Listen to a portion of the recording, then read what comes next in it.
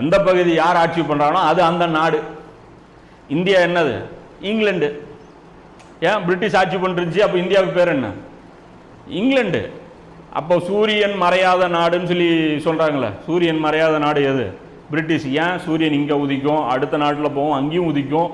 அப்போ அது எல்லாமே எந்த பகுதி இல்லாமல் ஆட்சிக்குள்ளே இருந்ததோ அது எல்லாமே நாடு. நபி ஸல்லல்லாஹு அலைஹி வஸல்லம் காலத்துலேயும் அதே தான். அல்லாமா இக்பால் அதான் சொல்லுவார்.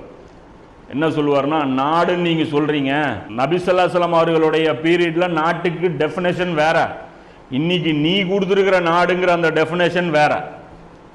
இது வேற, அது வேற. இன்னைக்கு இனம் அடிப்படையிலையும் மொழி அடிப்படையிலையும் நாடுன்னு பிரிச்சிருக்கீங்க. இது ரசூலா பிரிக்கல, ஒரு தீன் அடிப்படையில் நாடுன்னு பிரிச்சாங்க. ஒரு ஆட்சி முறை எப்படிப்பட்டதாக இருக்கு, அப்போ அந்த ஆட்சி முறைக்கு உட்பட்ட ஒரு நாடு. இப்போ இன்னைக்கு வேணா பிரிக்கிறதா எப்படி தெரியுமா பிரிக்கலாம்? கேபிட்டலிசம் நாடு, கம்யூனிசம் நாடு, இப்படி தான் பிரிக்கலாம்.